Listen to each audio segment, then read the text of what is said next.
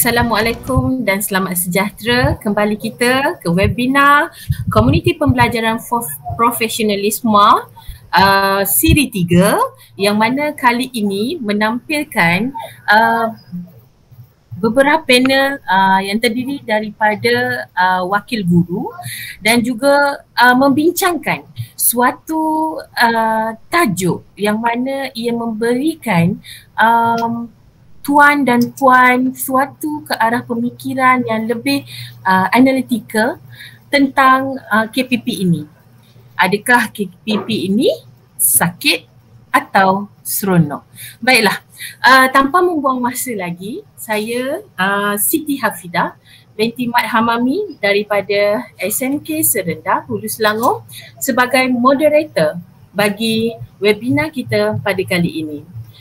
Panel kita yang pertama kita menjemput adalah Cikgu Azizi. Apa khabar? Ready Cikgu Azizi? Alhamdulillah. Okey, baik. Cikgu Azizi ini telah mempunyai pengalaman mengajar selama 14 tahun di 3 buah sekolah dan kini mengajar di SMK Taman Datuk Harun, Petaling Jaya.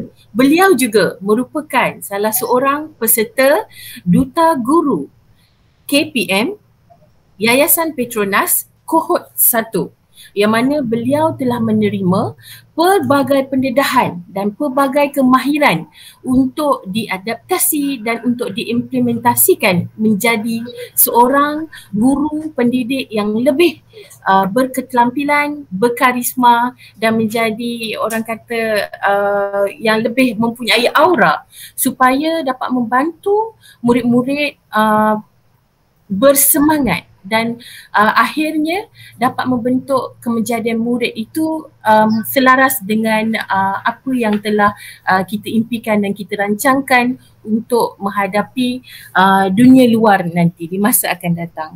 Baik, kita pergi kepada panel kita yang kedua. Juga merupakan antara panel yang istimewa kali ini, merupakan juga seorang guru yang merupakan calon PhD bagi bidang educational leadership, teaching and training, yang mana kajian beliau ini sangat-sangat istimewa tentang lesson study di sekolah, iaitu Cikgu Izzat, Encik Khairul Izzat bin Abdul Rahman. Cikgu Izzat, okay? Alright?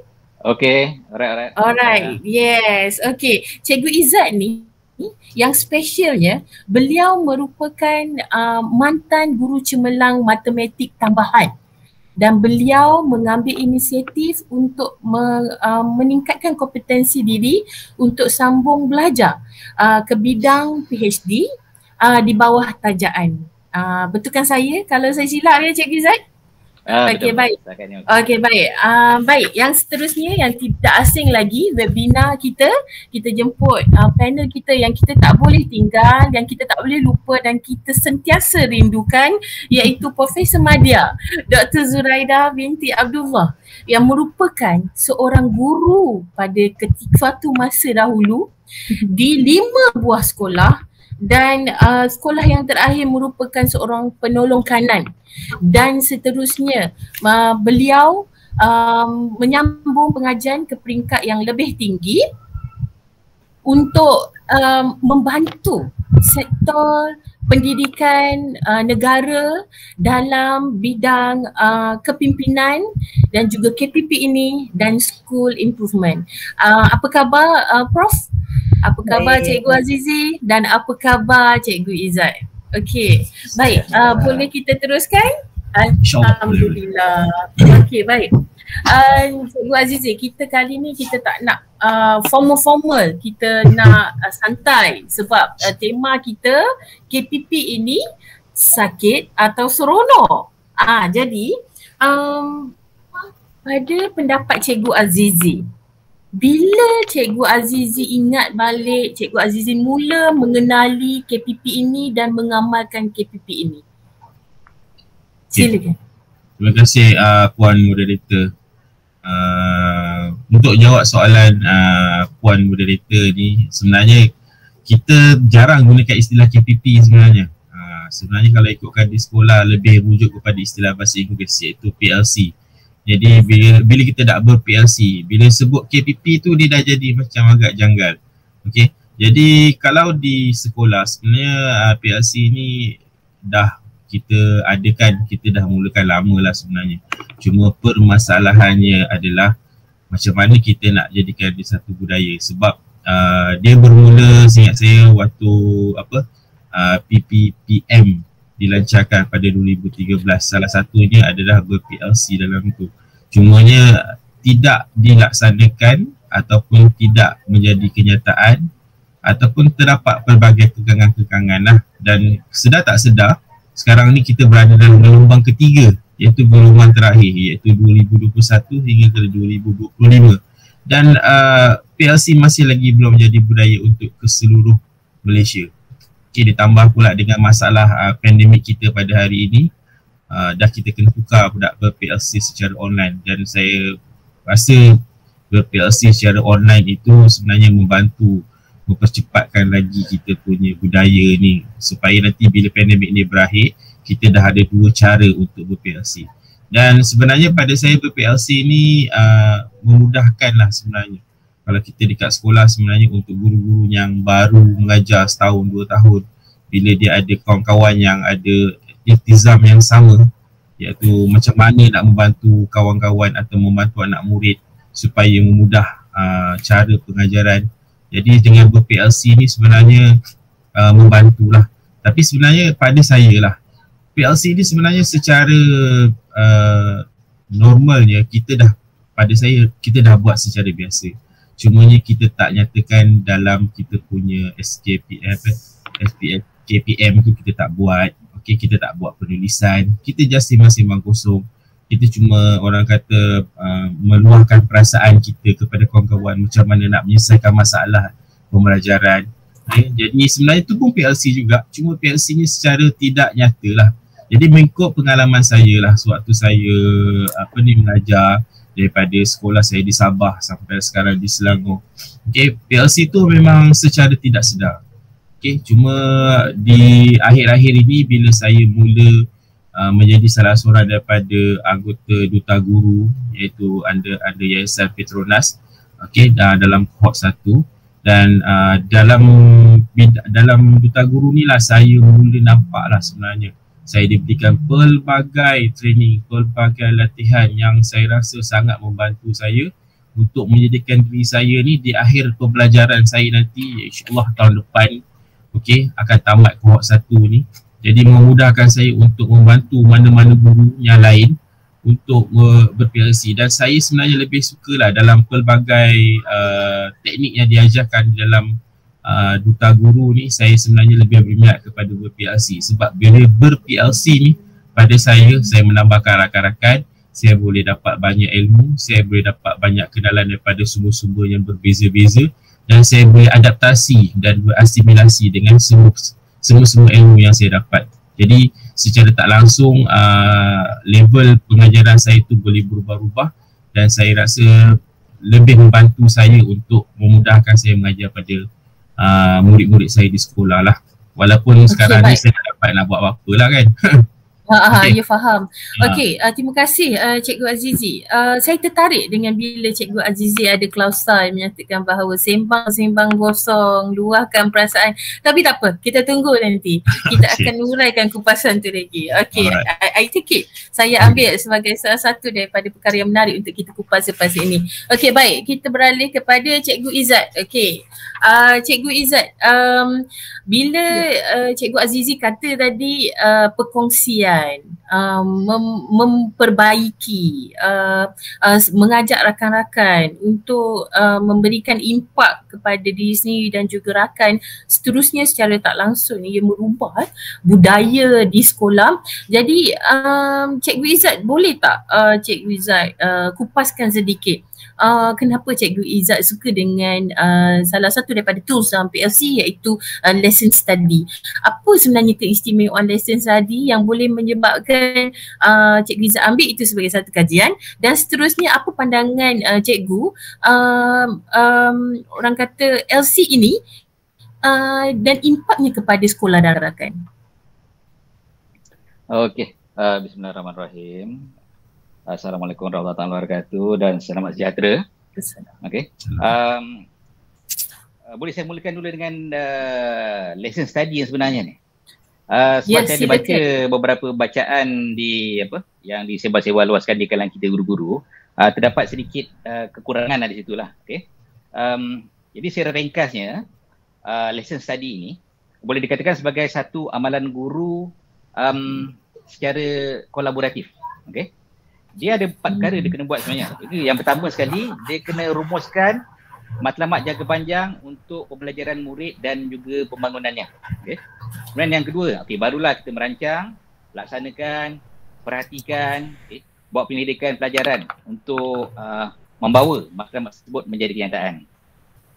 Dan yang ketiga, ini agak kritikal, iaitu memerhatikan murid belajar, tengok pelibatannya, tengok gelagat mereka di dalam kelas, dan kemudian akhir sekali, yang keempat, sesama guru tersebut berbincang dan semak semula pembelajaran dan juga pendekatan pengajaran mereka tadi berdasarkan dapatan pemerhatian mereka. Okay. Jadi berdasarkan 4 perkara tadi tu, saya suka nak bawa kepada nama Melayu lesson study ni. Okay. Iaitu saya sebut sebagai pengajian pengajaran. Okay. Saya tak katakan sebagai kajian pelajaran ataupun nama lain sebab saya suka menggunakan perkataan pengajian sebab dah berdasarkan definisi daripada Kamus Dewan itu sendiri. Pengajian tersebut bermaksud suatu penyelidikan yang mendalam dan terperinci. Okay. Boleh katakan juga sebagai pelajaran atau perolehan pelajaran yang mendalam atau di peringkat yang lebih tinggi. Jadi saya suka meletakkan lesson study tersebut sebagai satu pengajian, kajian yang mendalam. Okay. Kalau setakat kajian, kita setakat usaha mengkaji je lah. Dia agak cetek di situ. Dan kenapa saya suka nak menggunakan perkataan pengajaran? Sebab dia adalah kerja guru, cikgu yang buat pengajian pengajaran ni. Jadi saya rasa pengajian pengajaran dia lebih dekat dengan guru. Tambahan pula, maksud pengajaran ini berdasarkan Kamus Dewan, dia adalah perihal mengajar segala sesuatu yang berkaitan dengan mengajar. Okay? Seperti tengok cara dia, sistem mengajar dan aspek-aspek yang dipentingkan. Jadi saya suka nak menggunakan pengajian pengajaran. Dan ada sebab kenapa saya suka lesson study atau pengajian pengajaran ini. Sebab yang pertama sekali, dia merupakan peluang. Dia peluang. Peluang untuk guru pertama sekali memahami idea pendidikan dalam amalan mereka. Sebab cikgu yang mengajar, cikgu yang tahu macam mana pengamalannya. Okay. Yang kedua, sebenarnya ini juga adalah peluang untuk guru mengubah perspektif tentang PDP. Okay. Kemudian guru juga berpeluang untuk belajar melihat amalan mereka ni dari perspektif murid. Dia bukannya syok sendiri, bukan sekadar mengajar talk and talk, bukan. Okay. Dan akhir sekali, sebenarnya melalui lesson study atau pengajaran-pengajaran ni, guru-guru juga boleh menikmati sokongan kolaboratif antara rakan-rakan guru mereka. Sebab lesson study ni sebenarnya sepatutnya diamalkan oleh, kita mulakan dengan rakan-rakan sejawat lah sebelum dicampur tangan oleh mungkin ketua panitia, guru dengan bidang ataupun pihak tadbir sekolah. Ya, itulah sebabnya. Yeah. Ya, betul. Terima kasih. Jelas. Saya suka juga lesson study tu nampak macam orang putih sikit kan. Tapi kalau bila kita sebut pengajian pengajaran tu, dia lebih deep. Betul lah Cikgu Izzat kata. Dia lebih deep, dia lebih lebih buat kita berfikir. It's not the simple step which is orang kata yang memberikan impak yang besar sebenarnya. Okey, baik. Kita akan bincangkan lagi tentang pengajian pengajaran ini dan impaknya kepada sekolah dan juga bagaimana perancangan dan strategi Cikgu Izzat nanti after they come back daripada habis PhD insyaAllah dan terus masuk ke sekolah nanti, bagaimana strategi beliau. Baik, seterusnya panel yang ditunggu-tunggu oleh kita, kupasan beliau setiap kali dalam webinar memang cukup memberikan maksud dan jelas dan membawa kita kepada ke arah sesuatu, we call that macam sesuatu yang mustahil tapi sebenarnya tak mustahil, sesuatu yang kita yang tak sedar tapi sebenarnya kita sedar kita buat sebenarnya benda tu. Okey, baik. Dipersilakan Profesor Madya Dr. Zuraida untuk mengupas sebenarnya secara keseluruhan apakah pandangan Prof tentang perkembangan KPP kini di sekolah dan di kalangan warga pendidik.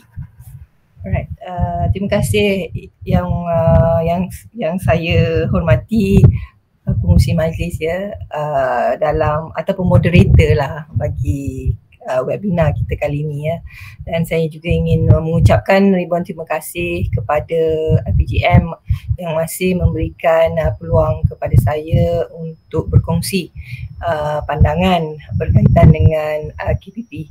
Tapi pada peringkat ini kita lebih kepada menjurus kepada aktiviti ataupun amalan yang dilaksanakan oleh guru-guru di sekolah ataupun di dalam bilik darjah. Apabila Ida ya bertanyakan secara keseluruhan lah tentang perkembangan KPP di sekolah. Sebenarnya saya melihat daripada tahun 2007 sehinggalah hari ini, dan saya mendapati perkembangannya semakin positif ya. Tetapi saya izinkan saya untuk terangkan sedikit tentang konsep KPP itu atau PLC itu di peringkat Asia ya. Pada tahun 2000 ia diperkenalkan dan ia merupakan satu usaha bagi meningkatkan kualiti guru melalui pembelajaran kolaboratif. Jadi apa yang dinyatakan oleh Izzat itu betul ya, bahawa lesson study ataupun pengajaran itu sebenarnya merupakan salah satu inisiatif yang dilakukan secara besar-besaran di Asia, iaitu kalau tak silap saya lah daripada literatur menyatakan sejak 2013 ia diperkenalkan di Malaysia dan dia terdapat sekolah-sekolah rintis ya yang diperkenalkan dengan melaksanakan lesson study ya. KPM juga turut mempergiatkan lagi usaha ya, menggalakkan guru untuk mengamalkan KPP dengan menjadikan KPP sebagai satu aktiviti utama pelan induk pembangunan profesionalism keguruan ya, PIPKK yang bertujuan meningkatkan profesionalism guru di sekolah. Namun begitu ya, implikasi KPP di Malaysia dan negara Asia yang lain adalah lebih bersifat hierarki. Ya, yang sebagaimana yang saya nak nyatakan sebelum ini dalam webinar sebelum ini, ia berlaku daripada kalau kita bandingkan dengan barat, dia lebih organik dan dia daripada bawah ke atas ya, bottom up. Yang menjadi kebimbangan kita hari ini dan juga kebimbangan kami mereka yang dianggap sebagai orang yang menyelidik yang mengkaji, mendapati ketiadaan suara guru dalam menentukan pembangunan pembelajaran mereka sendiri.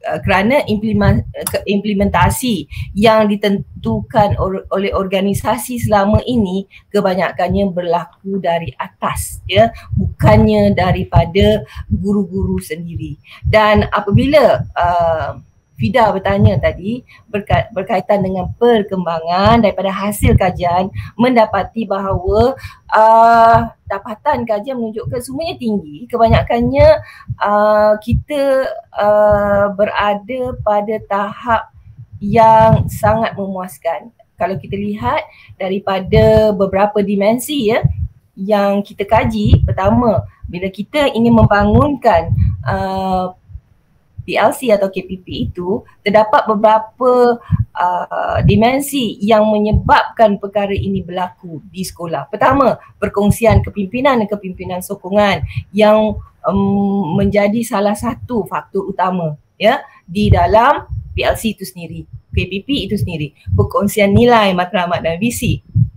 Budaya kolaboratif, berorientasikan keputusan, perkongsian amalan personal, pembelajaran kolektif, aplikasi, dialog reflektif, keadaan yang menyokong dan keadaan yang kita katakan yang menyokong tadi ada dua ya, iaitu struktur dan hubungan. Tapi dalam dimensi-dimensi yang saya sebutkan tadi didapati ya, keadaan yang menyokong dari segi struktur dianggap paling rendah, ya, iaitu dia melihat kepada pertama sumber kewangan sekolah yang tidak mencukupi untuk melaksanakan strategi ataupun nak laksanakan PLC di peringkat sekolah. Kemudian dikatakan juga sekolah dan pejabat pendidikan daerah, ya, Jabatan Pendidikan Negeri, saya menyediakan sumber kepakaran kepada pembelajaran guru juga dianggap tidak begitu menggalakkan. Kemudian dia menyatakan juga jadual waktu sekolah saya mempunyai masa untuk pembelajaran kolektif guru didapati sederhana saja, kerana kalau kita bandingkan dengan sekolah-sekolah yang melaksanakan PLC secara 100%, biasanya yang kita dapati ataupun yang ingin saya sampaikan di sini ialah kita kena pastikan jadual waktu perbincangan ataupun kita panggil mesyuarat PLC itu berada dalam jadual guru daripada antara jam 7.30 sehinggalah jam 3.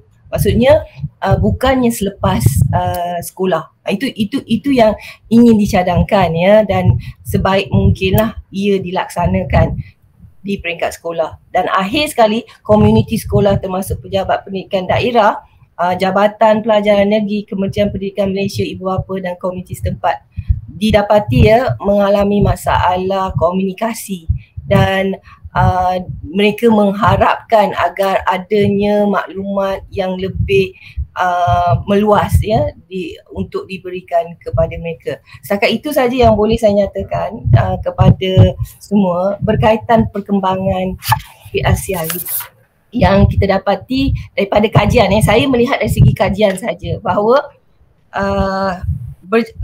terlaksana dengan baik, hanya mungkin kalau sekiranya guru-guru kita yang terdiri seramai 400,000 seluruh Malaysia, ya, populasinya, kalau 10% berapa Fidah? Kalau 10% yang masih lagi tidak memahami PLC. Ramai. Maksudnya 400. Kalau 400,000 bermakna ada 40,000 guru yang patut diberi latihan. Jadi nampak kecil tapi banyak yang perlu kita berikan, terutamanya pihak GM dan BPG. Seterusnya kita nampak tu sokongan tu nampak. Terima kasih Prof. Memang kita nampak orang kata kelompongan di situ, kelemahan di situ kita nampak. Jadi saya rasa kita berbalik kepada Cikgu Azizi, macam Cikgu Azizi cakap tadi, actually sebenarnya kita sebut KPP atau PLC ini macam Cikgu Azizi kata sembang-sembang kosong atau luahan. Pada pendapat saya, cikgu-cikgu ni jarang sekali bersembang-sembang kosong. Sebab bila mereka berjumpa rakan-rakan mereka mesti akan menyatakan luahan seperti yang Cikgu Azizi cakap tentang permasalahan isu sama ada melalui pendekatan pengajaran maupun isu murid itu sendiri. Jadi di situ kita nampak sebenarnya wujudnya perbincangan. Tetapi apa yang saya nampak berdasarkan pemerhatian saya, pengalaman saya, berdasarkan apa perkongsian daripada rakan-rakan saya, kita tidak bersama-sama membantu mereka untuk berfollow up ataupun untuk continuous bertanya setelah berkongsi luahan, mendapatkan penyelesaian. Kita tidak bertanya bagaimana penyelesaian itu dilaksanakan, adakah berjaya, adakah tidak berjaya. Is end up after discussion. Am I right? Betul tak Prof? Cikgu Azizi, Cikgu Izzat? Jadi sebenarnya yang memberikan big impact atau kesan yang banyak kepada perubahan itu adalah kesan dia, dan kesan itu tidak dikongsikan dan tidak diwar-warkan, hanya disimpan kepada cikgu yang terlibat yang menerima penyelesaian itu. Jadi saya rasa perkongsian yang kesan itu sebenarnya sangat penting. sebagai salah satu daripada orang kata perkongsian amalan terbaik contohnya yang bersesuaian kepada cikgu-cikgu lain. Antoine France, dia jurnalis daripada Perancis, dia telah cakap macam dalam kita tahu 9 daripada 10 perniagaan daripada sumber rezeki itu adalah perniagaan. Tetapi dalam pendidikan 9 daripada 10 dalam pendidikan itu adalah sebenarnya encouragement. 9/10 of education is encouragement. Jadi kat sini saya nampak sebenarnya betul kata Prof, kini cikgu-cikgu dah ada encouragement. Cikgu-cikgu dah ada encouragement, kita nampak the blooming of KPP itself. The blooming of PLC itself. Cumanya mungkin cikgu-cikgu cabaran di sekolah tu bagaimana pula Cikgu Azizi? Bagaimana bila kadang-kadang kita nampak ada stigma kata PLC nak buat PLC, jom, alamak, dia ada sakit ke seronok. Yang kata jom tu maybe say seronok kan, tapi yang kata alamak it might be sakit. So pada pandangan Cikgu Azizi macam mana? Apakah cabaran Cikgu Azizi yang dah biasa mengimplementkan KPP ini di sekolah dan bersama-sama rakan? Boleh Cikgu Azizi berkongsikan sedikit pengalaman itu?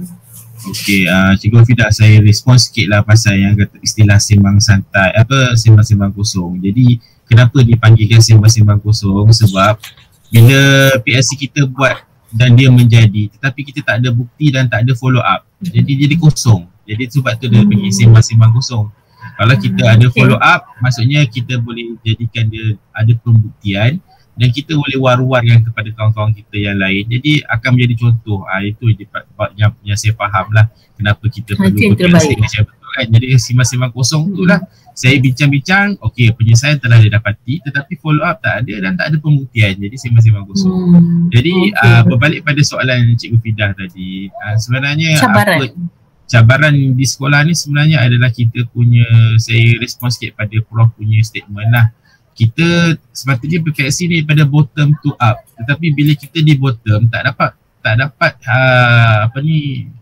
orang kata bantuan ataupun sokongan daripada yang up. So yang di bottom ni macam susah nak bekerja, kecuali yang betul-betul tega, yang betul-betul orang kata bersemangat, yang betul-betul nak berubah. Memang dia akan langgar semualah, langgar dengan yang betul lah, maksudnya bukan langgar semata-mata. Jadi, takut dengan langgar jadi sakit rasanya, hilang rasa seronok Cikgu Izzat. Sebab bila kita langgar, orang di atas, bila orang bawah langgar, sakit pada kita, jadi tistilah sakit dia. Tapi bila yang kita langgar tu menjadi membuahkan hasil, mendapatkan sesuatu yang baik, maka di ujung tu kita akan rasa seronok pula. Jadi itulah sesuai lah dengan webinar kita kali ni, sakit dan juga seronok. Jadi terpulang lah kalau kita rasa langgar kita tu betul, kita akan dapat yang seronok di akhirnya. Tetapi sakit tu memang kena lalui dululah. Sebab tu saya ingin nak jawab soalan Cikgu Fidah. PLC ni sebenarnya selain daripada memudahkan kita punya pengajaran, sebenarnya dia lebih kepada, kalau yang saya nampak lah, macam contohnya macam kerajaan punya polisi sebenarnya, macam menswastakan. Jadi kita tak payah bergantung harap kepada PPD, kepada JPN, kepada kementerian, macam mana kita nak cari pendekatan terbaik. Jadi cikgu-cikgu sendirinya akan berkolaborasi dengan cikgu-cikgu dalam sekolah tersebut atau dengan persekitaran dia, termasuklah juga dengan komuniti. Jadi kita cuba duduk cari cara penyelesaian yang terbaik. Jadi bila kita dapat jalan penyelesaian yang terbaik, dia memudahkan. Jadi PPD pun tak payah lagi tak gunakan arahan, kita pun tak payah tunggu arahan daripada PPD. Jadi kita boleh bergerak sendiri.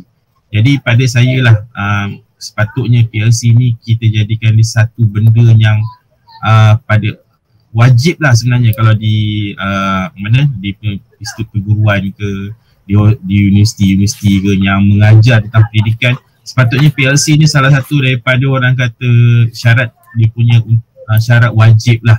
Jadi mereka sepatutnya bila keluar saja sebagai seorang guru, dalam diri tu dah ada semangat untuk ber-PLC. Walaupun orang kata masih datang sebagai seorang guru yang junior, tetapi semangat PLC daripada IPG ke, datang daripada universiti ke, akan terus dibawa dan dibantu pula oleh guru-guru yang senior ni. Contohnya macam saya kata saya guru senior lah kan. Jadi bila ada anak junior datang, dia pun semangat PLC, saya pun datang dengan PLC lama saya, menyebabkan benda tu lebih mudah. Jadi pada saya pendapat saya macam itulah, tapi mungkin setengah orang dia rasa alah PXC ni menyusahkan, kerja kau dah banyak dah, kau tambah lagi kerja. Ini ayat standard saya dengar. Itu yang saya nak dengar tu. Perlu dikupas. Itu yang macam Cikgu Fida kata tadi, kau cari sakit sebenarnya. Tapi biasalah apa-apa pun sakit tu adalah orang kata penawar segala dosa. Jadi kita buat benda sakit tu untuk menyembuhkan dosa kita, untuk memudahkan hidup kita akan datang sebenarnya. Jadi itulah saya. Cikgu Azizi, boleh tak kongsikan sedikit, pernah berhadapan tak dengan situasi cikgu yang sedemikian? Antara cikgu-cikgunya, saya pernah terbaca satu buku tentang 50 pesanan Luqman Al-Hakim kepada anaknya. Bunyi dia macam ni, wahai anakku, bukanlah satu kebaikan namanya bila mana engkau selalu mencari ilmu tetapi engkau tidak pernah mengamalkannya. Hal itu tidak ubah seperti orang yang mencari kayu api, maka setelah banyak ia tidak mampu memikulnya padahal ia masih mahu menambahnya. Jadi kat sini kita nampak ada selfishness, maksudnya penting diri tu. Kadang cikgu tu dia tahu tapi dia tak nak berkongsi. Adakah Cikgu Azizi pernah berjumpa dengan cikgu-cikgu itu? Bagaimana cabaran, bagaimana nak mengatasi cabaran jika berjumpa dengan cikgu yang sedemikian? Macam cikgu yang kata tadi, alah susah lah and so on. Macam mana Cikgu Azizi? Sebenarnya kalau di peringkat saya lah, kita ni pun kena sedar diri bahawa kita ni bukanlah hebat sangat. Jadi kita nak jadikan sekolah kita hebat. Jadi bila kita nak jadikan sekolah kita hebat, sekolah kita pun perlu dilatih oleh guru-guru yang hebat. Jadi guru-guru yang hebat ni sebenarnya ada di semua sekolah. Jadi pendekatan saya lebih katakan, kita nak jadikan sekolah kita hebat, kita ni dah memang hebat, kita kongsi hebat kita dengan kehebatan orang lain yang ada dalam sekolah ni. Jadi sebenarnya kita orang kata macam peribahasa dia menarik tepung istilah apa, menarik rambut daripada tepung. Jadi tak berselera. Jadi orang kata bila cakap dengan orang yang lebih senior ada cara dia, bila cakap dengan orang yang lebih junior ada cara dia. Jadi sama-sama kita dapat bantu. Sebab macam di kategori saya ni, saya di pertengahan. Jadi senior pun kadang-kadang saya kena rujuk, junior pun kadang-kadang pun saya akan rujuk juga. Sebab idea dia orang junior, dia cikgu-cikgu baru kadang-kadang pelik-pelik, tapi yang pelik tu kadang-kadang yang menarik pada saya lah. Yang pelik tu yang menarik. Ya, saya setuju. Terima kasih Cikgu Azizi. Macam dalam buku Book Learning by Doing by Richard Dufour kan, dia ada cakap the fundamental purpose of school is learning, not teaching. It mean maksudnya bukan hanya murid saja belajar, cikgu juga sebenarnya belajar. Sebab asas kepada fungsi sekolah itu sendiri adalah belajar. Betul Cikgu Izzat? Okay Cikgu Izzat? Okay, alright. So, bila kita sampai Cikgu Azizi cakap tadi kan, perlu sedar diri, perlu ingat dengan pendekatan yang berbeza. Bagaimana pula strategi Cikgu Izzat apabila setelah selesai dan kembali semula, welcome back to school. InsyaAllah. Okay, apa strategi Cikgu Izzat tu? Nak bagi faham actually pengajaran ini bukanlah sesuatu yang sangat sukar dilaksanakan, sesuatu yang sangat-sangat membantu guru dan juga kejadian murid akhirnya, dan dia memberikan sesuatu yang impak yang besar sebenarnya, dan saya percaya ia mengubah stigma pandangan guru-guru dan juga murid itu sendiri apabila salah satu daripada tools dalam KPP ini iaitu pengajaran ini dilaksanakan dengan baik. Macam mana, apa pandangan Cikgu Izzat strateginya untuk implementkan these types of tools ni? Okay, baik. Terima kasih. Takut saya. Terima kasih Tuan. Wajar melihat kembali di manakah punca kenapa lesson study ataupun KPP ini kita dah pergi kursus, ramai cikgu dah pergi kursus sejak bertahun-tahun lah kan, berfasa-fasa, berperingkat-peringkat, dan ramai guru dah pergi. Tapi bila balik sekolah, dia rasa macam susah nak dilaksanakan. Okay? Rasa macam nampak senang tapi dia macam tak boleh nak buat dia tu. Macam berat je, macam satu yang besar je. Okay? Dan saya dapati, terdapat beberapa salah faham lah. Kalau saya sebut, saya kupas dari sudut lesson study atau pengajaran-pengajaran, terdapat beberapa salah faham guru-guru ni terhadap aktiviti berkolaborasi begini hingga menyebabkan mereka merasakan bahawa aktiviti KPP ni seperti menambahkan beban dan rasa dia terbeban. Dipaksa. Macam terpaksa. Maknanya dia tak anggap kerja KPP ni sebagai satu kerja wajib guru untuk meningkatkan mutu pengajaran. Jadi dia rasa benda ni hanya cari sakit lah, cari susah. Jadi sebab itulah saya terpanggil untuk buat kajian ni, dan saya dapati ada beberapa ada 5 perkara lah saya nak highlight tentang salah faham lesson study, dan juga sebenarnya dia juga adalah salah faham tentang KPP ini sebenarnya. Yang antaranya biasanya kalau nak meningkatkan mutu pengajaran, dia orang suka cari ataupun sasarkan mata pelajaran yang sukar. Okey. Bukan dia cuba tengok secara keseluruhan, secara jangka panjang yang apa sebenarnya matlamat silibus ni disusun begini. Ada tak tengok begitu. Okey. Yang kedua, biasanya KPP ni ataupun lesson study juga dilakukan oleh cikgu-cikgu yang satu jadi role model yang sanggup ke depan. Jadi dalam kalau ada pun kumpulan KPP tu di sekolah, biasanya mereka ni menjadi penumpang. Maknanya dia tengok je lah, dia tak nak buat. Dan sebenarnya KPP ni dia kena praktis, dia kena cuba. Dia kena cuba rancang. Apa saja idea dia boleh cuba ketengahkan, ubah sesuai sikit-sikit. Mungkin melibatkan elemen berdasar sepadan. Dari satu bab ke satu bab. Mungkin boleh kaitkan dengan, yalah kita integrasikan subjek. Dalam soalan matematik tambahan sekalipun, kalau soalan kebat tu dia mesti akan berdasar sepadan ke bab-bab yang lain. Dan menyebabkan pelajar tak nampak. Rasa dah belajar lah subjek tu, topik tu, tapi tak nampak. Okay. Kemudian walaupun ada sekolah dah masukkan KPP ni ataupun lesson study dalam jadual, tetapi bila duduk berbincang dia tak tahu nak buat apa. Maknanya matlamatnya tak jelas apa dia nak capai, apa dia nak buat tu. Akhirnya kalau dapat bersembang ke arah yang membina apa nak dibuat seterusnya, tak apa. Tapi akhirnya mereka terpusing-pusing kepada memikirkan masalah, bukannya penyelesaian masalah, mencari penyelesaian masalah. Okey.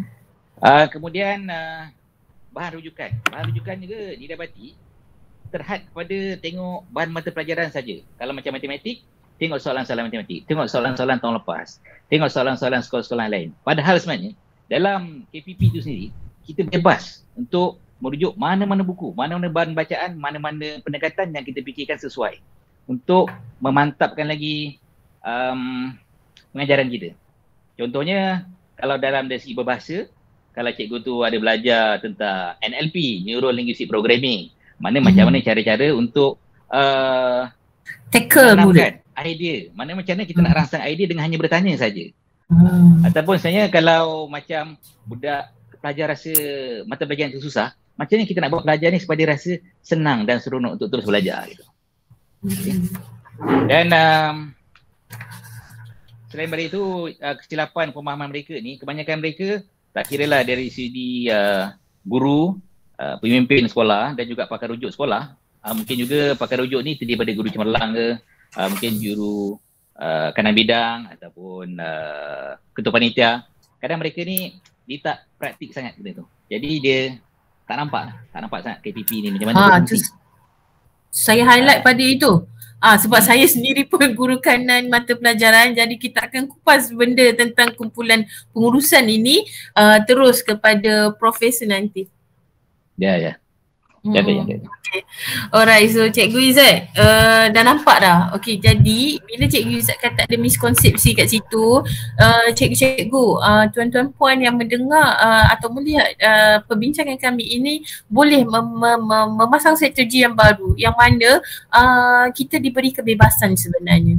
Diberi kebebasan yang tidak terhad, unlimited, tiada limitasi untuk berbincang, macam Cikgu Izzat kata, mencari rujukan, bekerjasama, berkolaboratif dengan cikgu-cikgu subjek lain demi untuk mendapatkan penyelesaian. The main point is adalah perlu membincang solusi, bukan membincangkan punca. Pusing punca, solusi tak jumpa. Itu yang menyebabkan rasa sakit, bukan rasa seronok. Okey, terima kasih Cikgu Izzat. Okey, kita nak tanya pada Prof direct terus ni. Tadi dah kata pasal kumpulan pengurusan sekolah ni. Oh, saya kumpulan pengurusan sekolah ni. Nervous rasa mendengar ni.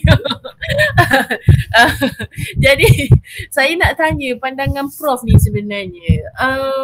Bagaimana kumpulan kepimpinan sekolah ini, khususnya lah, adakah mereka ni sebenarnya pada pandangan Prof ni daripada webinar sebelum ni berhadapan dengan cikgu-cikgu yang sentiasa dikelilingi, yang mengelilingi Prof, bertanya khabar dan sahabat anda semua kan, adakah mereka sebenarnya kumpulan pengurusan ini implement mengamalkan KPP ini sebenarnya, atau kita panggil PSC kan, biasa kita panggil PSC ya Cikgu Azizi.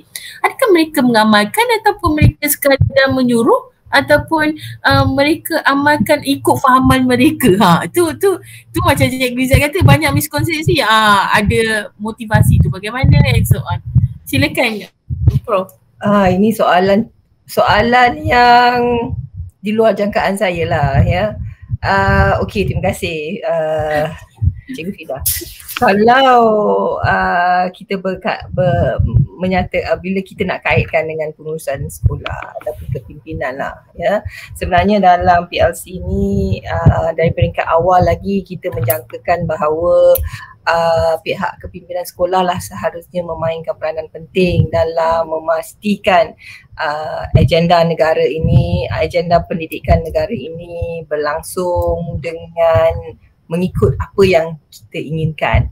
Namun begitu bukannya mudah kerana kita mempunyai ramai ya, ataupun kita kata sekolah kita ada 10,000. Bermakna kepimpinan sekolah itu boleh dianggap agak ramai lah kalau kita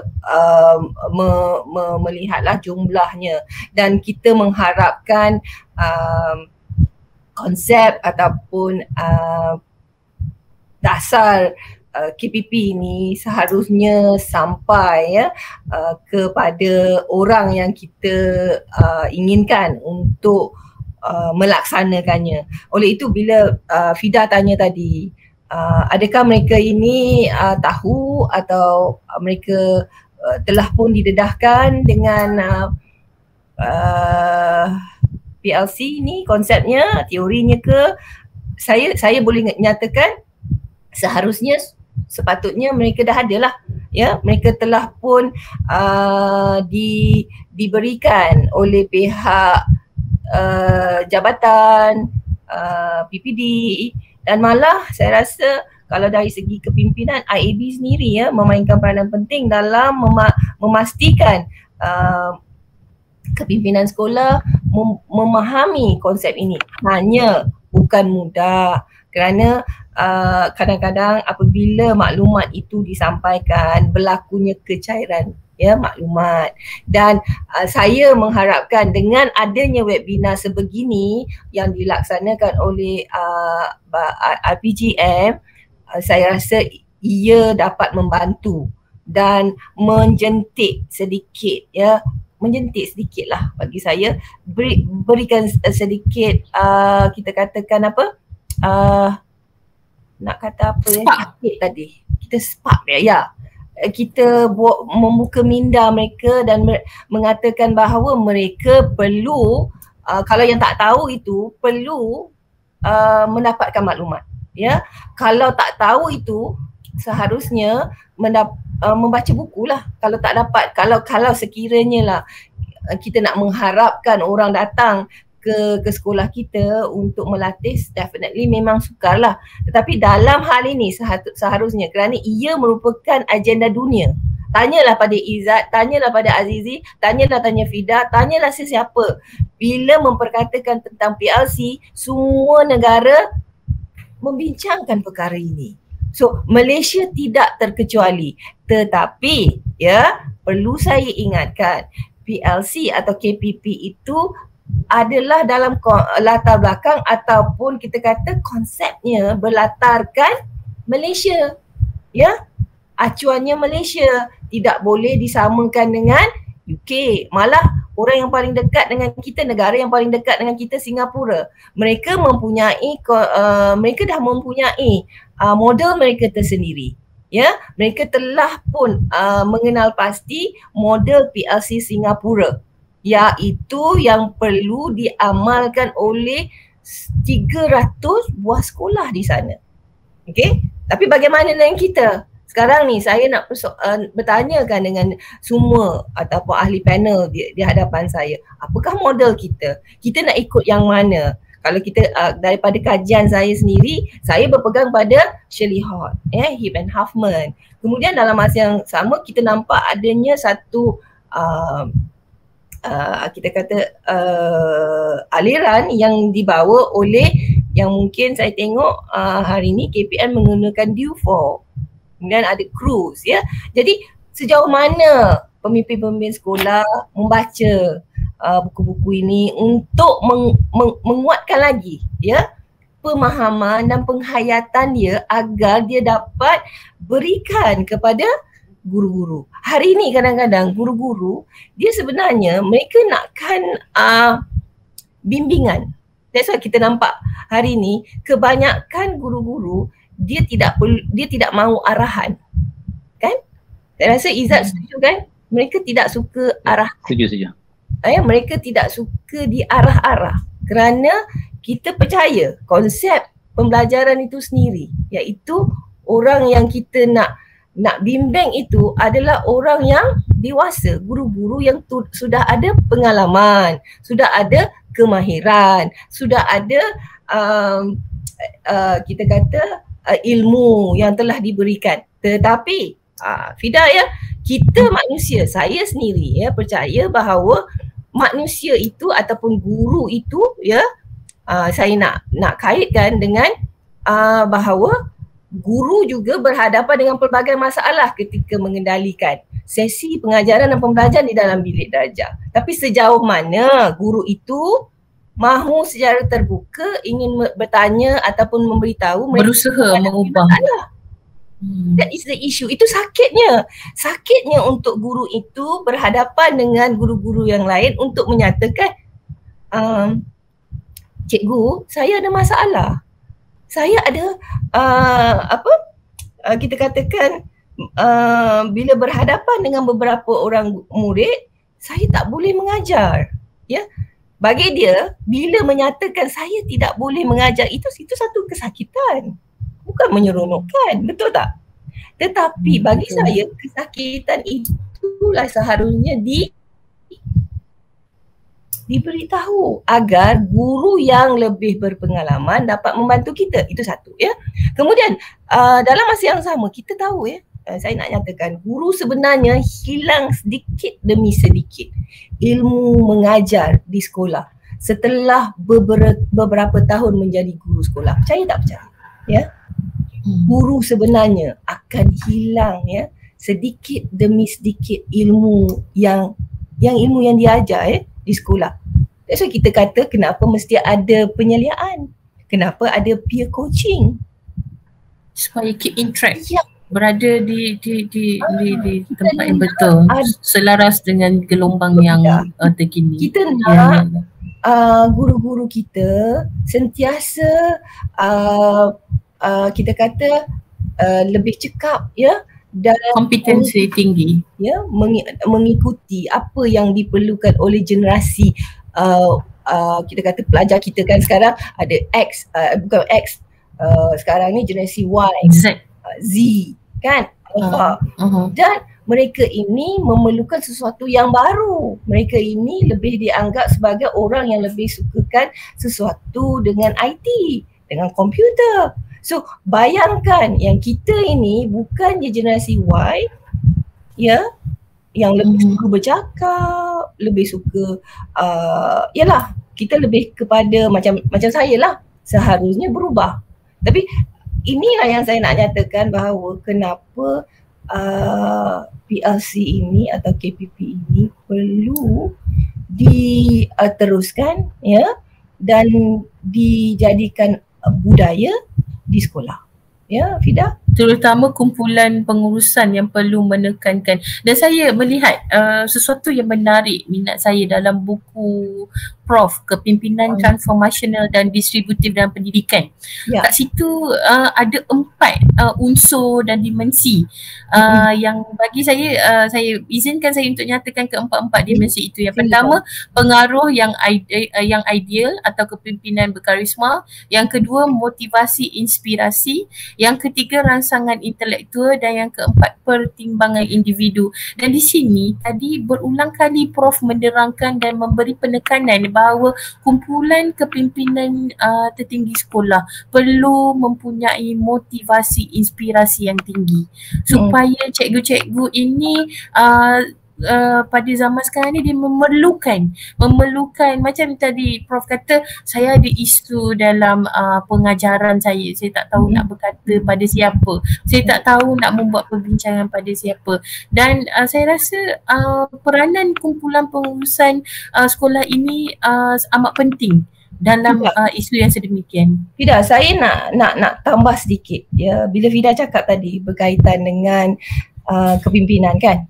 Selama ni PLC ataupun KPP yang kita bawa kepada seluruh guru-guru di Malaysia, kita dengan perkataan hanya dengan menggunakan perkataan kolaboratif, betul?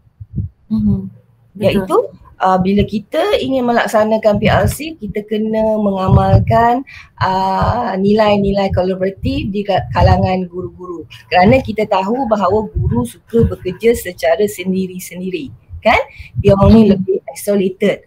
Tapi dalam masa yang sama, kita tak nampak tahu sebenarnya PLC itu, KPP itu untuk dia sustain di sekolah. Pertama yang kita nak nyatakan di sini ialah kita kena bina ataupun kita kena bangunkan kepimpinan di kalangan guru-guru. That's why pemimpin ataupun takbir pengurusan tertinggi di sekolah seharusnya, kalau mereka seorang pemimpin yang baik, mereka seorang pemimpin yang hebat, seharusnya mereka boleh memupuk ciri-ciri kepimpinan di kalangan guru-guru. Okay, itu satu. Dan kita nampak juga di mana ya, bila dia sustain PLC atau KPP-nya di sekolah, bermakna adanya perkongsian kuasa, authority dan tanggungjawab, di mana kita pemimpin memberi sedikit ruang kepada guru-guru membuat keputusan. Sejauh manakah kita berikan kuasa ini? Dan yang paling cantik sekali apabila keputusan yang diwujudkan ataupun dilaksana itu adalah keputusan bersama dan mereka saling sokong menyokong antara satu sama lain. Itu cantiknya PLC apabila dia dapat dilaksanakan, apabila pemimpin ya yang berada di dalam budaya PLC itu sentiasa macam melahirkan di kalangan mereka pemimpin-pemimpin yang hebat. Bagi saya, kalau Fida hebat, bermakna ada lebih ramai lagi yang akan jadi lebih hebat dari Fida atas air tangan Fida sebagai guru kanan mata pelajaran. Nampak di situ sebenarnya, dan saya nampak sebenarnya, terima kasih atas kupasan daripada Prof itu. Saya nampak sekarang ni gelombang itu dah nampak, the blooming tu dah nampak. Bila kita nampak rata-rata dalam Facebook, dalam Instagram, dalam WhatsApp, penyebaran tentang perkongsian ilmu, sembang santai oleh cikgu-cikgu itu sendiri. Bukan hanya daripada pengetuk cemerlang, daripada guru kanan cemerlang and so on. Dia nampak daripada cikgu yang from bottom to up lah, kita dah nampak cikgu itu sendiri have a leadership inside. Dan saya mengucapkan tahniah kepada cikgu yang berjaya memecahkan imposter syndrome tu dan berjaya orang kata memecahkan tembok diri sendiri untuk belajar berkongsi dengan rakan-rakan seterusnya. Itulah Fida. Berkongsi. Fida. Itu yang kita nak tahu, apa Azizi dah buat, apa rasa dia, apa dia punya apa ni ramuannya, sehingga daripada dia zero now, he's a hero now. Itulah. Dan Cikgu Azizi dah nampak kan, Cikgu Izzat cakap kita tak boleh, kita kena bantu cikgu-cikgu kita supaya more kreatif dan more open mind, open heart. Macam kita cakap, bila kita kata, saya ada baca satu buku bila kata pasal reflect diri kan, make yourself reflect in front of window, not in front of mirror. Sebab bila in front of mirror, baru saya perasan kenapa dia kata macam tu. Sebab cermin kan, cermin is just reflect diri kita sendiri. Kalau window, ada cermin juga dan dia open. Maksudnya menerima kritikan luar untuk menjadi yang lebih baik. Dan saya yakin cikgu-cikgu kini, hikmahnya pandemik ini, mereka lebih ke arah berkompetensi diri yang lebih tinggi dan lebih baik. Bila kata pasal PLC diimplement di sekolah, dan saya nampak usaha KPM ISEF memasukkan PLC tu dalam modul TS25, Sekolah Transformasi 25, modul 2, tentang amalan PLC, amalan KPP tu. Dan saya cakap Ismi sangat mengkagumkan, sehingga banyak betul sumber inspirasi saya untuk saya memajukan diri saya sendiri, bukan untuk diri saya tetapi untuk kemenjadian murid. Sebab saya percaya apa yang dalam program Duta Guru cakap dan mana-mana cikgu kata, kemenjadian murid dan apa yang menyebabkan generasi itu boleh terus survive dan boleh orang kata murid itu boleh menghadapi masa akan datang dengan lebih baik adalah daripada cikgunya. Bagaimana cikgu tu struggle. Cuma sekarang ni cikgu banyak buat rungutan yang cikgu dah berusaha untuk mempunyai kompetensi diri. Maksudnya dah masuk macam-macam kelas, sampai ke malam belajar macam-macam aplikasi. Ada aplikasi yang baru, belajar. Ada aplikasi yang lebih baik, adapt and so on. Tetapi kami ni sebagai guru masih lagi mencari mengapa murid masih lagi sukar untuk hadir ke sekolah. Yang murid kami cakap adalah golongan kelompok murid yang mempunyai device ataupun gadget ataupun sumber yang ada yang lebih baik. Yang mereka cakap main game boleh tapi masuk kelas tak boleh. Golongan yang itu yang masih sekarang ni menjadi isu yang menyebabkan rata-rata cikgu yang bersemangat ini, dia serba sedikit dia makin hilang rasa semangat mereka. Macam tu. Jadi macam berbalik kepada Cikgu Izzat, saya sedang membayangkan bagaimana indahnya pengajaran ini jika dilaksana mengikut step atau peringkat yang Cikgu Izzat cakap itu, dilaksanakan di sekolah dengan cikgu-cikgu yang betul-betul faham. Dan saya nampak impaknya dalam proses PDP itu.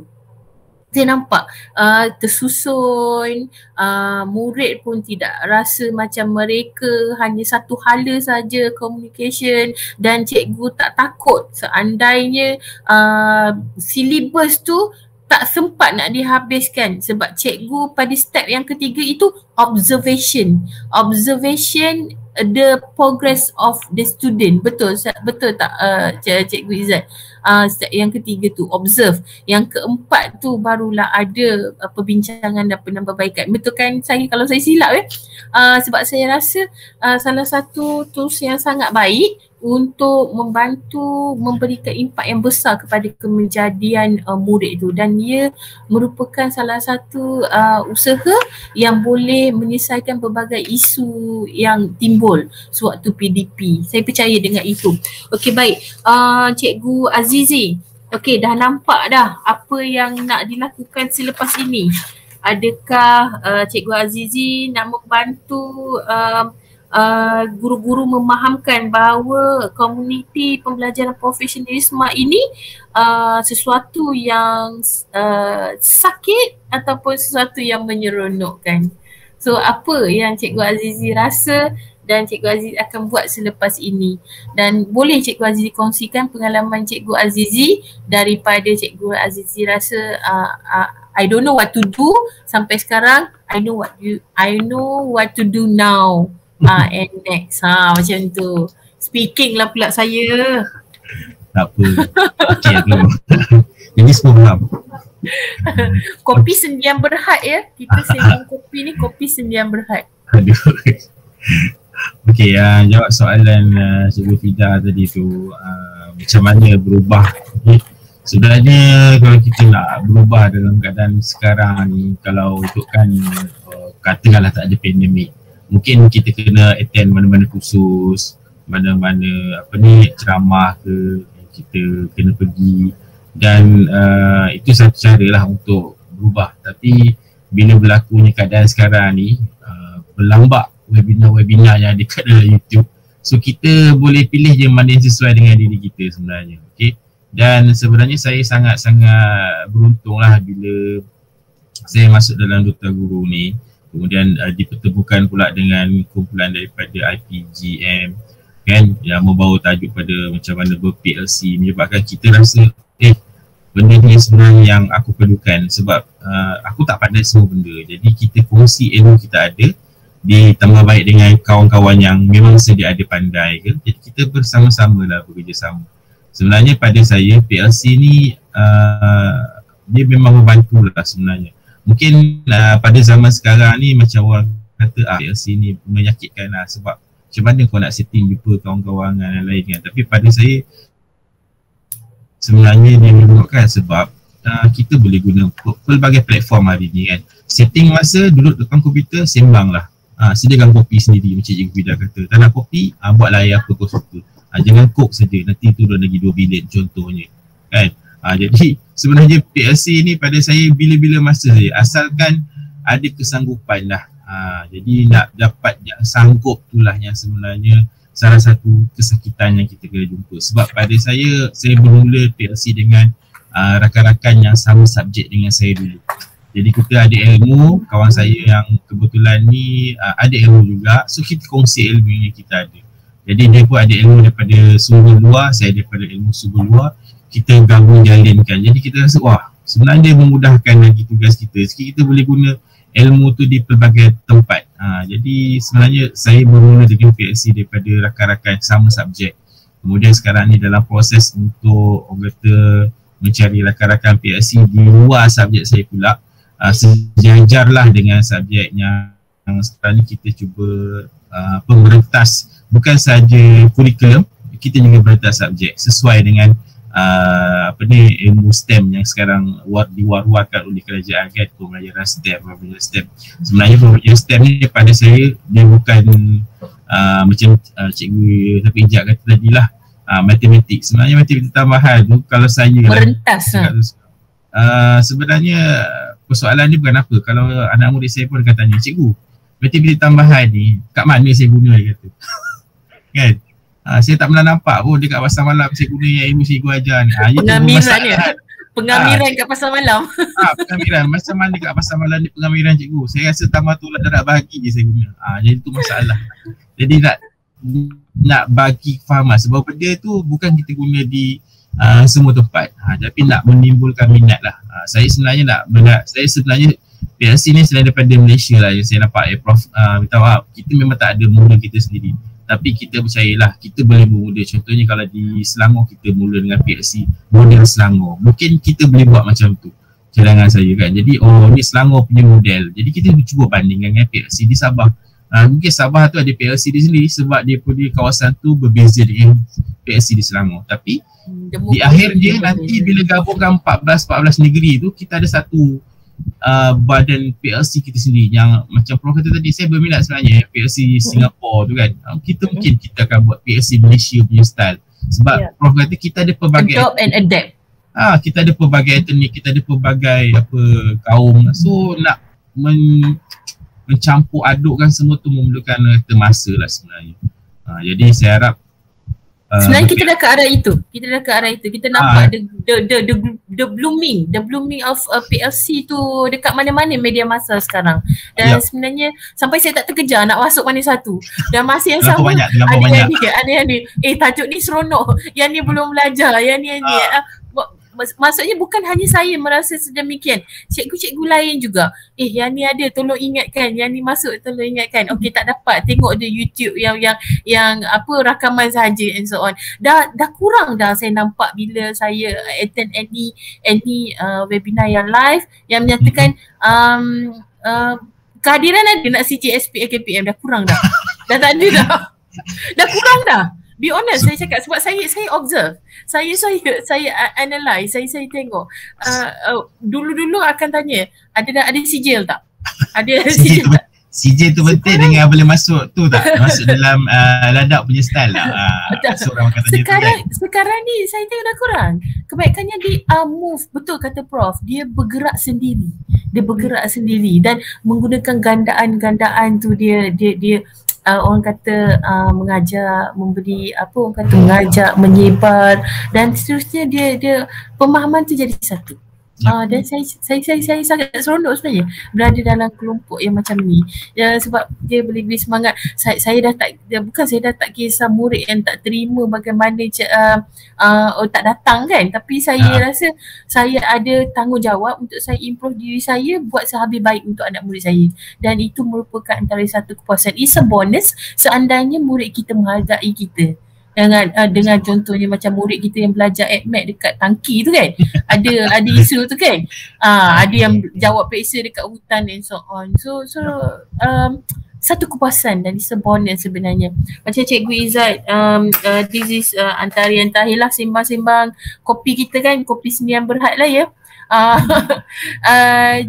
Cikgu Izzat, rasa apakah cabaran paling utama bila Cikgu Izzat nak implement dekat sekolah? Sebab saya berminat dengan bila Cikgu Izzat kata tentang previously yang kita ada borak-borak berkenalan kan, sebelum untuk bertemu dalam webinar ni tentang minda daripada kajian Jepun tu. Saya rasa itu sangat menarik untuk dikongsikan bersama tuan-puan yang melihat kita punya webinar ni. Boleh Cikgu Izzat bagi tahu sedikit? Boleh. Okey, gini.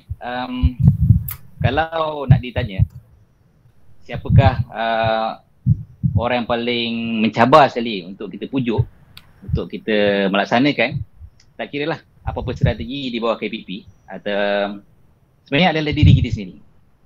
Maknanya biasanya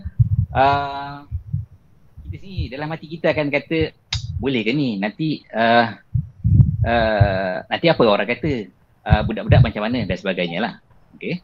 Kalau melalui pembacaan saya tu, melalui pembacaan buku berkaitan dengan small changes, small changes, dia menggunakan konsep kataan Kaizen. Kaizen daripada Jepun yang membawa maksud penambahbaikan yang berterusan. Dan dalam buku tersebut dia mempromosikan tentang satu tindakan kecil. Tak kira lah kecil macam mana pun, dia tak sebenarnya kecil tu satu yang contoh macam ni lah, saya bagi contoh. Kalau nak belajar, okay. Biasanya kita rasa malas nak belajar, dan kita rasa sangat malu bila tak belajar. Tapi kalau kita mengambil satu tindakan yang kecil yang kita rasa kita boleh buat, tetapi boleh mendekatkan diri kita kepada matlamat yang nak kita capai tu, contohnya ke arah boleh belajar. Cukup mungkin tindakan kecil tu sekadar tengok buku tu, cari buku, dah duduk letak buku di depan mata kita. Okay, contoh begitulah. Okay. Maknanya dia adalah tindakan-tindakan kecil yang boleh mendekatkan kita kepada matlamat nak kita capai tu. Dan kenapa tindakan tu dibuat begitu? Kenapa nak ada tindakan-tindakan kecil? Sebab biasanya dalam hati kita, dalam fikiran kita ada naluri otak yang saya panggil sebagai otak mamalia yang akan mempertahankan diri kita daripada membuat sesuatu yang tidak menyelesaikan kita. Okay. Dan naluri otak tersebut biasanya akan memberikan sekurang-kurangnya 3 cadangan lah. Okay.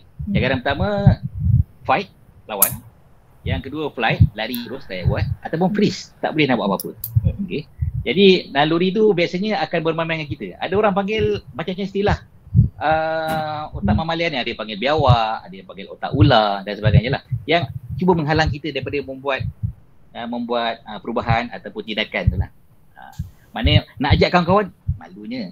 Itu biasanya dia adalah reaksi semula jadi minda tersebut. Jadi kalau pendekatan Kaizen ataupun pendekatan small changes ni, dia sebenarnya nak mengelakkan naluri tersebut daripada aktif.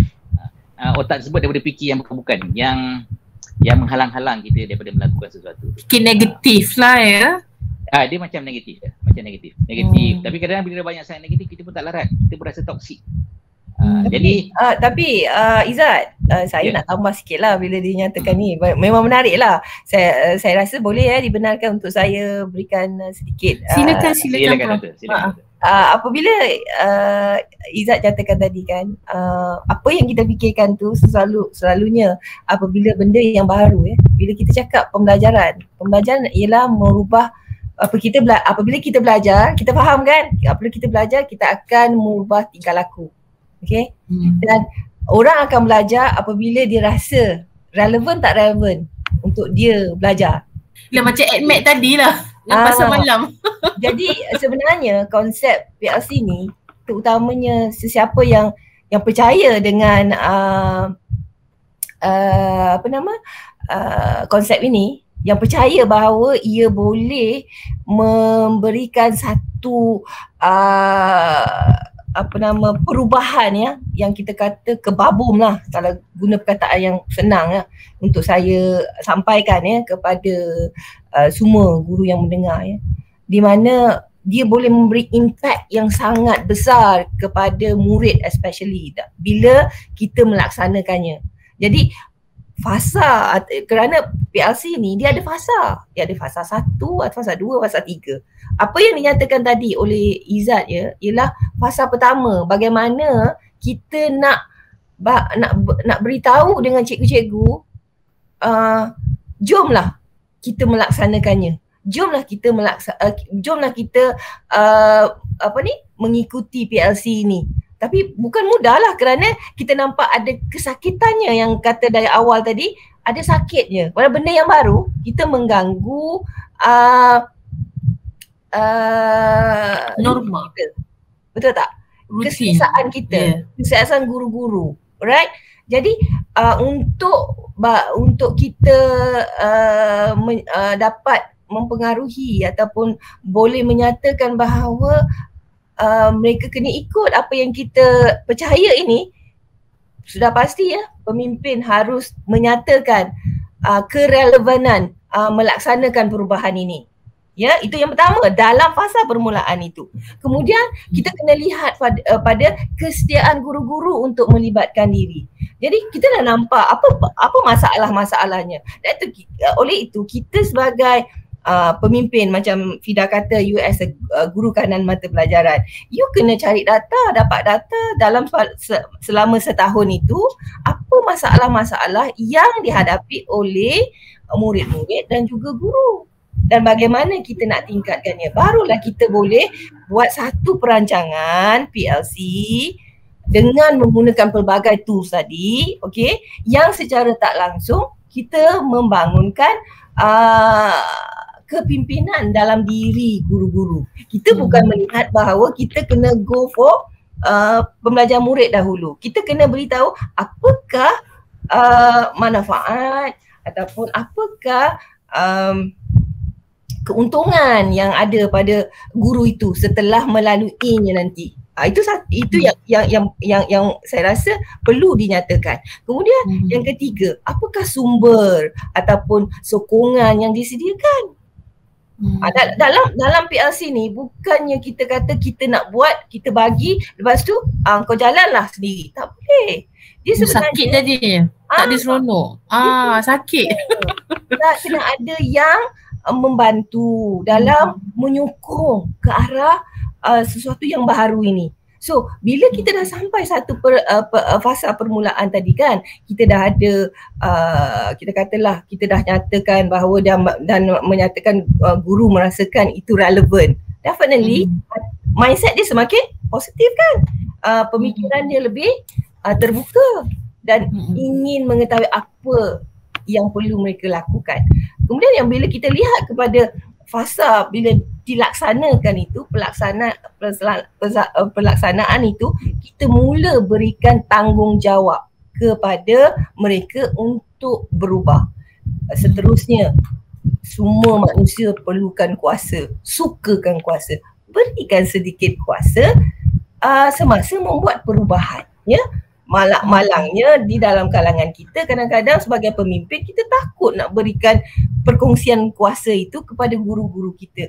Beri mereka, ya, bagi. Kalau balik-balik GMP jadi pengurusi, balik-balik ketua panitia jadi pengurusi dalam majlis mesyuarat. Why not bagi mereka untuk merasai dan bertanggungjawab terhadap apa yang kita berikan pada mereka. Kemudian dalam masa kita nak melaksanakan amalan ini, sebenarnya you all akan terasalah ada suasana tertekan dan sokongan diperlukan kepada guru. Bila tertekan, di situlah kita kena fikirkan bagaimana untuk menanganinya. So bila kita buat apa-apa sesuatu yang baru, kita kena fikirkan bagaimana tools yang boleh membantu guru-guru, dan kita berikan latihan kepada guru. Terusnya, jangan lupa kena beri ganjaran. Betul tak? Betul. Motivasi, reward. Inilah salah satu yang kita kata, bila nak buat sesuatu, kita kena ada maklumat, kita mesti ada ilmu, kita mesti ada kemahiran, dan akhir sekali attitude kita itu sentiasa positif bagi memastikan sebenarnya core business kita murid kita. Tiada murid-murid tak bekerja, ya. Tiada. Kita tak mungkin berada di sekolah. Takut betul akhir tu, tak ada murid, tak ada kerja. Habis tu kalau murid tak masuk kelas tu, kita tetap meneruskan rakaman. Bagi saya, ya, dalam hal ni, bila kata murid tak masuk kelas, okay, fikir balik, tanya diri sendiri. Saya rasa Izzat pun ada jawapan dia. Ya, kejayaan guru berada di dalam bilik darjah dan ditunggui oleh murid-murid adalah disebabkan karakter guru-guru itu sendiri.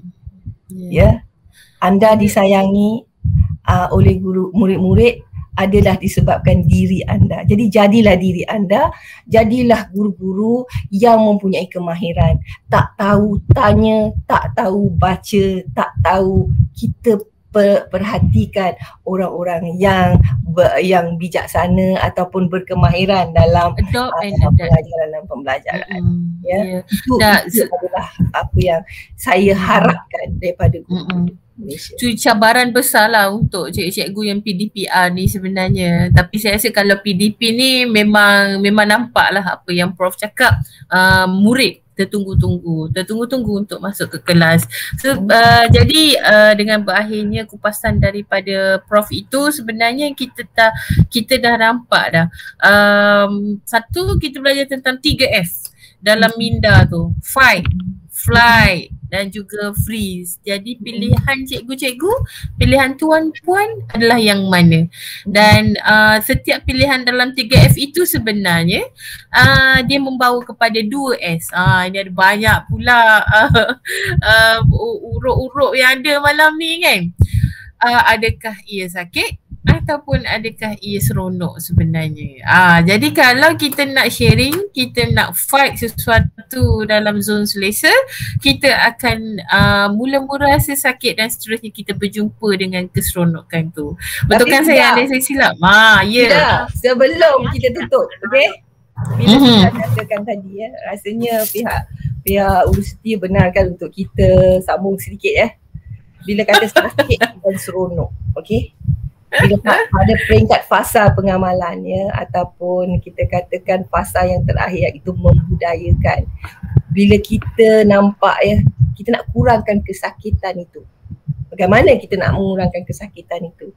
Sekolah tersebut jika dah ada budaya PLC, pertama ialah mereka dah ada prosedur untuk guru-guru baru. Guru-guru baru bukannya guru novice sahaja. Guru-guru baru adalah guru yang seperti saya yang senior tetapi telah berpindah ke sekolah lain. Ya, kerana kita nak adapt dengan budaya yang baru. Ya, jadi bila kata kalau sekolah itu sudah mengamalkan PLC untuk mengurangkan kesakitan guru-guru ini, ya, dia dah ada prosedur, ya, untuk guru-guru. Pelan risiko kita panggil pelan risiko. Yes. Kemudian kita boleh lihat juga adanya sokongan daripada pelbagai pihak, ya. Bukan daripada guru-guru sahaja, malah PIBG dan mungkin stakeholder community yang lain, ya, yang ambil tahu untuk membantu pihak sekolah, ya. Sekolah yang ada PLC ni lah. Seterusnya kita akan nampak bahawa jaringan hubungan dan sokongan rakan sangat rapat. Mereka ni terlalu jelekit, glue, ya, seperti gam, ya. Mereka ni sentiasa tolong menolong, ya, bantu membantu, sokong menyokong dan hormat menghormati antara satu sama lain. Selain daripada tu, yang cantiknya bila sekolah itu telah membina their own instrument dalam menilai, ya, setiap amalan yang dibuat atau dilaksanakan di peringkat sekolah.